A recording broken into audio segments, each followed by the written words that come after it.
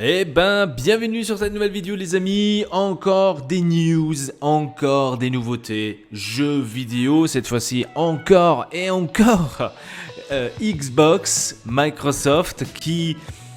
Il y a eu des nouvelles trucs et je m'absente 2-3 jours et c'est déjà l'explosion totale. Qu'est-ce qui s'est passé les amis? Un truc incroyable. Donc comme vous le savez, j'essaye un tout petit peu d'être toujours au rendez-vous. C'est pas tout à fait facile mais j'essaie. Je suis vraiment halluciné de ça, ce qui se passe les amis. Alors commençons tout de suite par cette première news qui a été annoncée. Au début c'était une rumeur, on n'était pas sûr, ouais, est-ce que c'est vrai, c'est pas vrai, machin, chouette, de quoi on parle, etc. Alors, l'Xbox Live Gold est retiré donc à partir du 1er septembre, donc le Xbox Live Gold n'existe plus et sera désormais appelé Xbox Game Pass Core. Donc oui, le Xbox Game Pass Core, ou encore aujourd'hui je sais pas de quoi on parle, mais voilà, c'est ça ce qui a été annoncé bien sûr sur le site officiel de bien sûr Xbox. J'ai attendu à ça, hein, donc j'attendais que ça parce que finalement de quoi on parle, on parle toujours bien sûr des rumeurs et des trucs comme ça. Alors j'étais pas aussi chaud, hein, donc je me suis dit j'attends, s'il y a un truc officiel j'en parle. Alors moi j'en parle pas tout de suite, dès que j'entends la première rumeur il faut que j'en parle, non. Donc Xbox Game Pass Core s'appelle cette nouveauté donc de la Xbox. Je dois vous avouer que j'étais vraiment, j'ai envie de dire, un peu perplexe, hein. Un peu perplexe de ce Game Pass Core, parce que je me suis dit, c'est quoi encore cette chose, hein, donc je me posais toujours la question, c'est quoi cette chose? Qu'est-ce qui se passe encore de l'univers de Xbox que cela a dû changer? Et donc, on va regarder maintenant cela un peu plus précis, bien évidemment, parce qu'il y a aussi certaines choses à retenir. Et donc, voilà, ça c'est ce qui est écrit, hein, par rapport à cela. Donc, ce Game Pass Core comprend plus que 25 titres Xbox Game Studios, donc, et aussi, bien sûr, Bethesda et d'autres partenaires qui vont suivre, bien évidemment. Et bien sûr, ça ne sera pas des nouveaux jeux. Hein, donc ce ne sera pas des jeux qui sortent tout de suite Day One, ça non, mais ça sera un peu des jeux un peu plus anciens, comme vous êtes en train de le voir ici en ce moment. Donc il y aura du Among Us, Descenders, Dishonored 2, Doom Eternal, Fable Anniversary, Fallout 4, Fallout 76, Forza Horizon 4, Gear 5, Grounded, Halo 5, Guardians, Halo Wars 2, Hellblade Senua's Sacrifice, Human Fall Flat, Inside, Ori and the Will of the Wisps, Psychonauts 2, State of Decay 2 et The Elder Scrolls Online Terminal Unlimited. Donc ça sera les jeux qui seront disponibles. Et comme maintenant, c'est quoi la différence entre les Game Pass? Et on va regarder cela un tout petit peu de plus près parce qu'on ne peut pas comprendre qu'est-ce qui se passe. Et donc, voilà, il y a maintenant 4 différents abonnements chez la Xbox, comme vous êtes en train de le voir actuellement. Et oui, comme vous êtes maintenant, vous êtes un peu aperçu, il y a quelque chose qui a changé, hein. Il y a quelque chose qui a changé parce qu'avant, c'était Game Pass Ultimate, donc on comprenait pas. Maintenant ils l'ont bien un tout petit peu partagé, un peu bien mis au point, hein, on va dire ça comme ça. Donc on a le Core qui est à 6,79€ par mois, où vous avez justement le multijoueur en ligne, le catalogue de 25 jeux que je vous ai montré, mais c'est pas des jeux nouveaux, hein, comme vous avez pu voir. Halo, c'est pas le nouveau Halo, mais c'est celui d'avant par exemple, etc. Ensuite, il y a des offres et des remises, logique, qui a ça, et donc c'est tout, hein. Donc il n'y a que ça, il n'y a rien d'autre dans le Core, comme vous êtes en train de voir dans la première ligne. juste ici. Ensuite, on a la version console à 10,99€ le mois. Donc là aussi, il y a certains jeux exceptionnels sur la console, des nouveaux jeux disponibles dès le jour de leur sortie, donc Day One. Donc si vous voulez avoir des jeux Day One, il faut déjà se faire le Game Pass console. Donc si on regarde bien la différence entre les deux, c'est 3€. Si on met d'un côté 7€ et de l'autre côté 11€, c'est plus ou moins 3-4€ de différence. 4€, on va dire, de différence entre les deux. Et vous avez le Day One. Et je pense que ça, c'est très très fort de la part de Xbox d'avoir fait ça, parce que c'est très malin en fait.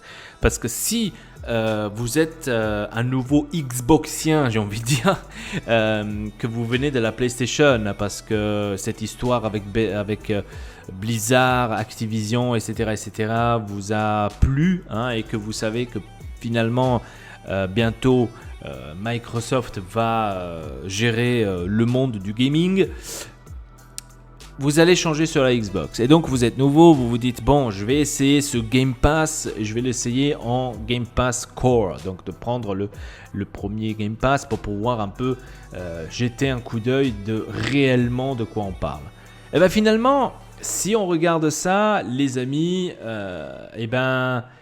il n'y a que 4€ de différence. Donc vous allez vous dire, est-ce que je vais vraiment faire le core ou je fais tout de suite celui de la console? Au moins j'ai les jeux tout de suite Day One. Parce que c'est finalement celui qui vient de la PlayStation qui changera dans la Xbox à cause de Starfield, etc., des Call of Duty, machin chouette, donc tout ce qui va suivre. Vous voulez avoir le jeu bien sûr Day One. Donc pour avoir le jeu Day One, il faut faire au moins celui-là. Donc l'abonnement console à 10,99€ le mois. Logique. Logique. Ensuite, vous avez le Game Pass PC qui est à 9,99€ par mois. Là aussi, vous avez des jeux exceptionnels sur le PC, des nouveaux jeux disponibles le jour de leur sortie, donc Day One, et des remises bien évidemment. Et là, vous commencez déjà à avoir un abonnement EA Play. Donc le EA Play qui est gratuit avec le Game Pass. Donc vous n'avez pas besoin de faire encore un abonnement EA Play, donc ce qui est le cas par exemple chez l'abonnement console et Core. Donc sur le PC ce n'est pas le cas, vous avez en plus l'abonnement EA Play. Et là vous allez vous poser la question et vous allez vous dire comment ça se fait que le PC est à 9,99€ et la console 10,99€. Vous allez vous dire, mais là il y a certainement une erreur. Et bien finalement, non, il n'y a pas d'erreur. Pourquoi ? Parce que sur le PC, il n'y a pas les mêmes jeux que sur la console. Donc le PC a moins de jeux que la console. Donc c'est normal que le prix est plus bas que celui de la console. Donc 1€ de différence. Mais après, si, comme je vous ai dit tout à l'heure, vous êtes sur la PlayStation et vous voulez absolument avoir le Game Pass. Et bien tout simplement, vous avez peut-être à la maison un PC qui pourra aussi faire tourner des jeux comme Starfield. Et bien, vous allez vous dire, est-ce que je vais dépenser 500€ pour prendre la nouvelle console Xbox Series X? Ou même, pas besoin.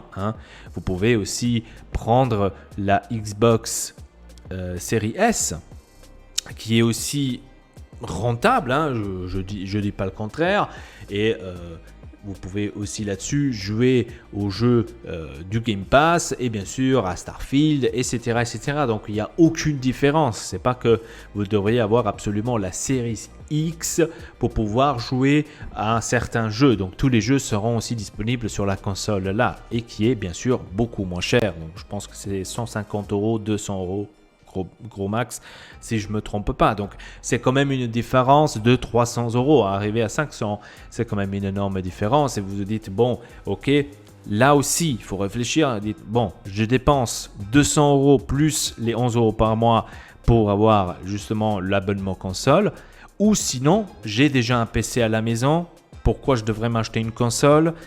Certes, j'ai beaucoup moins de jeux que sur la console, j'en suis persuadé, mais au moins j'ai un abonnement ePlay qui est en plus inclus à l'intérieur, où vous avez encore d'autres jeux EA qui sont aussi disponibles pour votre PC par exemple, et en plus vous avez d'autres jeux qui pourront aussi être installés sur votre PC uniquement pour 9,99€ par mois.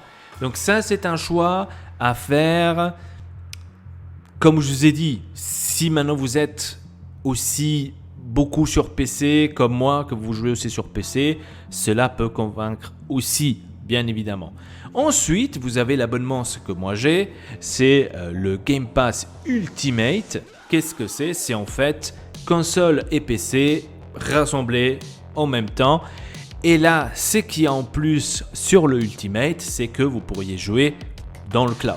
Donc, c'est que vous n'avez pas de l'abonnement PC, ni de l'abonnement console, ni dans le core.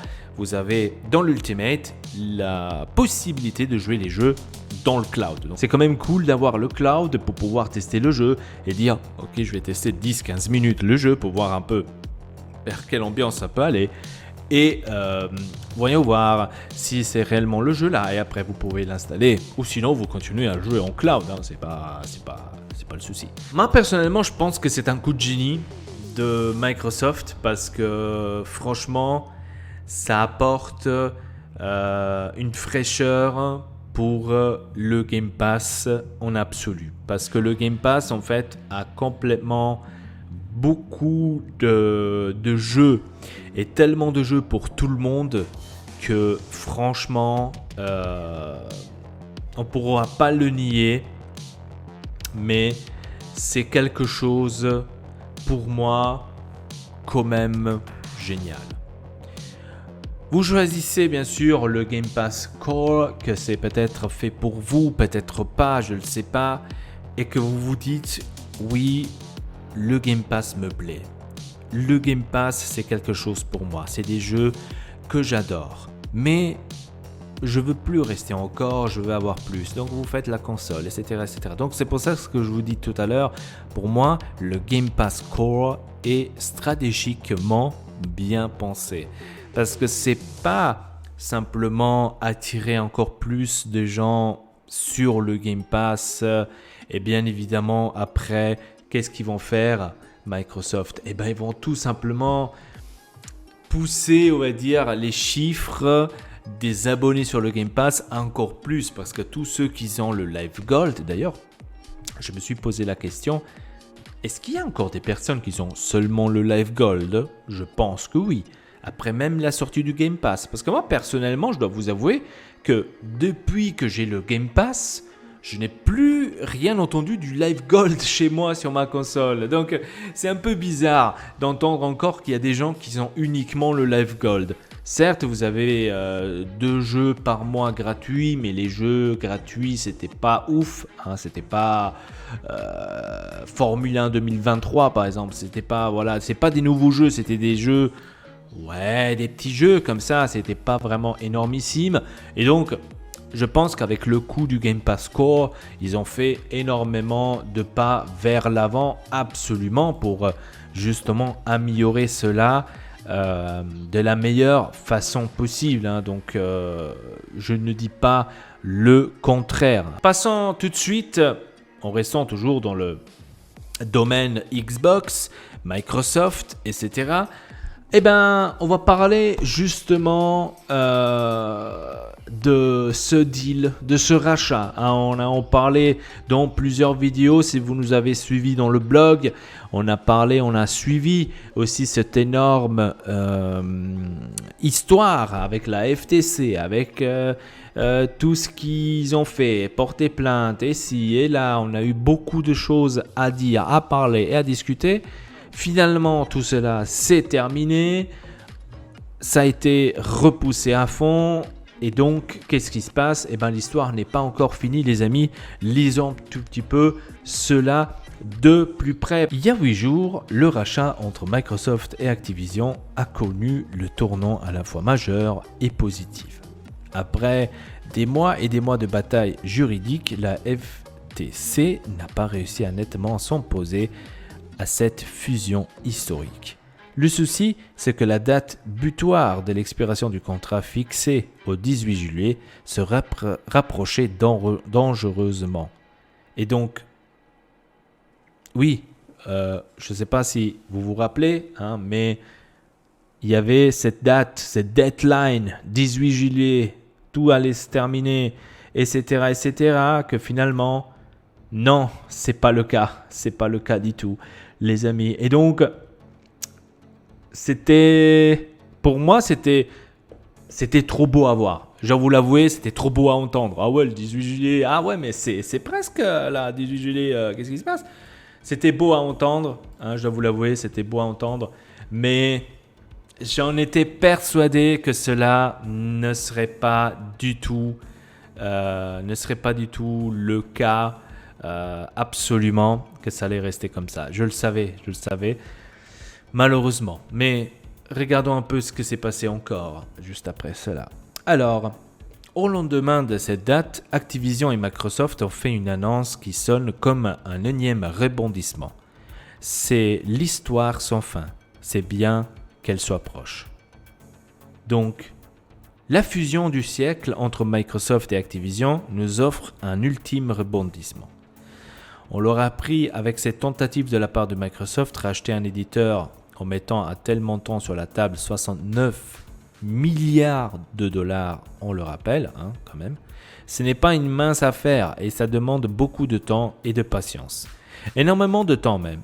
Il s'en est passé des choses dans cet achat, mais on le se rapproche à grands pas d'une conclusion favorable pour la firme de Redmond, avec une longue bataille contre le blocage de la FTC, ce qu'on avait vu aussi ici donc dans le blog Ortex Elpa et aussi la chaîne, donc ElpaTube Gaming, on a vu qu'il y a eu cela, qu'il n'y a pas eu encore la confirmation finale de cet achat, parce qu'afin d'éviter des démarches précipitées, Microsoft et Activision viennent d'annoncer qu'ils ont étendu la date butoir du contrat du rachat. Donc désormais, celui-ci doit se faire au plus tard en octobre 2023, le 18 précisément.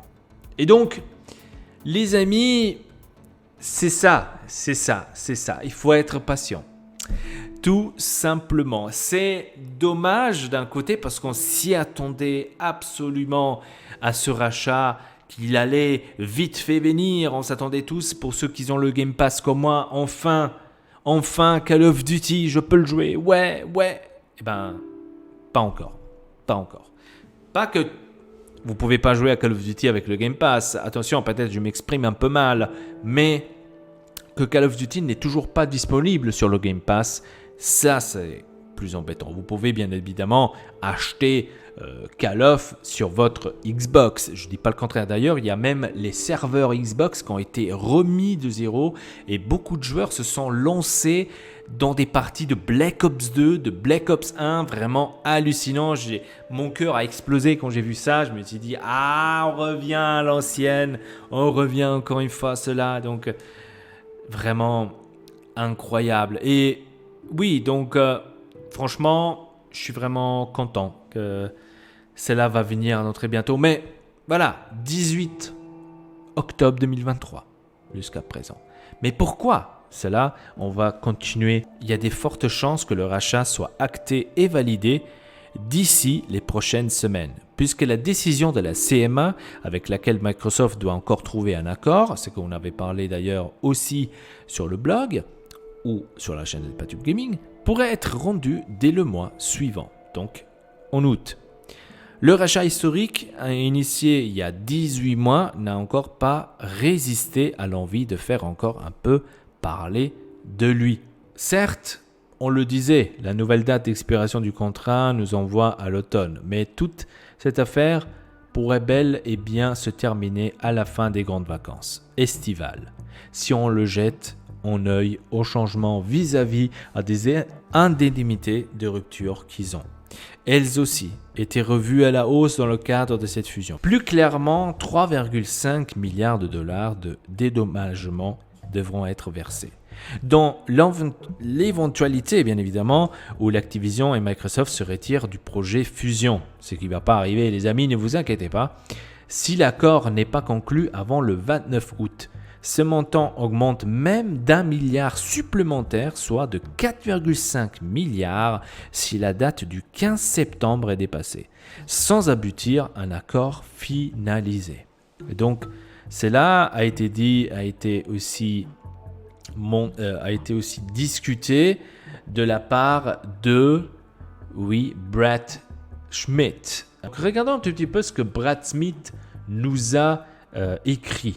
Donc, comme vous pouvez le voir ici, bien évidemment, actuellement. Alors, avec Activision, nous annonçons la prolongation de notre accord en fusion jusqu'au 18 octobre. Donc, comme on avait justement annoncé, afin de laisser suffisamment de temps pour résoudre le problème réglementaire finaux. Nous honorons tous les engagements convenus avec la CE et les autres régulateurs et continuons à travailler avec la CMA sur les questions soulevées au Royaume-Uni. Nous sommes confiants qu'à nos chances de faire fraîchir la ligne d'arriver à cet accord. Vous l'avez compris, les amis, le problème numéro 1 de tout cela, c'est la CMA, Angleterre, qui est là, qui veut absolument encore, toute seule d'ailleurs, bloquer cette affaire Xbox, Microsoft, Activision, achat, donc Activision Blizzard King. Ils veulent absolument bloquer cela, etc., etc. C'est les seuls qui restent durs et tout le monde se pose la question, il se dit mais qu'est-ce que vous faites? Vous ne le voyez pas que vous êtes tout seul là? Qu'est-ce que vous faites encore? Et donc, je vous avais dit aussi dans une vidéo précédente que le Royaume-Uni pourrait même risquer de ne plus avoir des produits Xbox dans leur pays. Et je trouve d'un côté aussi sympa que Microsoft quand même essaye son maximum pour pouvoir trouver une entente avec la CMA pour qu'ils puissent au moins proposer quelque chose aussi en Angleterre. On attend jusqu'au octobre et après on verra donc ce qui se passe. Passons encore à la dernière news, bien sûr, encore vu qu'on parle de ce rachat Activision Blizzard King, il y a eu quelque chose d'historique, les amis, qu'on doit en parler aussi ici dans cette vidéo. De quoi on parle? Sony qui a fait un deal, qui a accepté le deal de Microsoft pour Call of Duty sur PlayStation. Lisons maintenant un tout petit peu ce que s'est passé ou ce qui a été dit par rapport à ce deal. Nous avons le plaisir d'annoncer que Microsoft et PlayStation ont signé un accord contraignant pour que Call of Duty reste sur PlayStation après l'acquisition d'Activision Blizzard. Nous attendons avec impatience à l'avenir où les joueurs auront globalement plus de choix pour jouer à leur jeu préféré. Et donc je pense que cela, les amis, a été toujours annoncé par Phil Spencer, par la Xbox même, et que c'était jamais différemment, j'ai envie de dire. Mais continuons un peu à lire cela. Les détails de cet accord ne sont pas exactement connus, mais on peut imaginer qu'ils sont proches, voire les mêmes que l'accord qu'a signé Microsoft avec Nintendo ou même Nvidia. Microsoft a confirmé à Axios que le deal passé entre Microsoft et Sony était bien de continuer à sortir Call of Duty sur PlayStation pendant au moins 10 ans. Cet accord entre Microsoft et Sony arrive à la toute fin d'une longue bataille juridique de 18 mois. Les communications publiques et privées de Phil Spencer et Jim Ryan, patron de PlayStation, n'ont cessé de rythmer le calendrier de ces derniers mois. Une situation totalement inédite dans le milieu de la jeu vidéo qui a mis en lumière les stratégies de l'un et des autres, mais surtout les fortes réticences de Sony à ce que le rachat puisse se faire. Et donc, moi aussi, de mon côté, je dois vous avouer, je suis très choqué de ce choix de Sony, je dois vous l'avouer, qu'en fait, ils ont réellement dit oui, c'est ça, on fait exactement ça. Mais continuons cet article.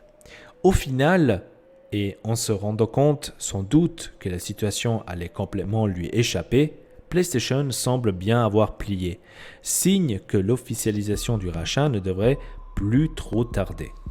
Certains s'attendent à une annonce dès ce lundi ou mardi, mais tous les regards sont désormais tournés vers la CMA, organisme de régulation britannique, qui a annoncé tout récemment une reprise de pourparlers avec Microsoft pour trouver une issue convenable pour tout le monde. Donc c'est exactement ce que je vous avais dit aussi tout à l'heure. C'est la CMA qui se met entre cette histoire. Bref, les amis, c'était tout pour cette vidéo. Abonnez-vous à la chaîne Helpatube Gaming. N'hésitez pas bien sûr de profiter de notre partenaire Instagaming pour pouvoir avoir les jeux au meilleur prix. Je vous laisse des liens dans la description de certains jeux, Starfield, EA Sports FC, etc. Donc beaucoup de jeux disponibles sur Instagaming. Je vous laisse des liens dans la description. Nous, on est là pour vous soutenir. Vous pourriez être là aussi pour nous soutenir. Ça ferait extrêmement plaisir. Et donc, c'était tout pour cette vidéo. Abonnez-vous à la chaîne. À la prochaine. Votre Elpa. Triple Peace.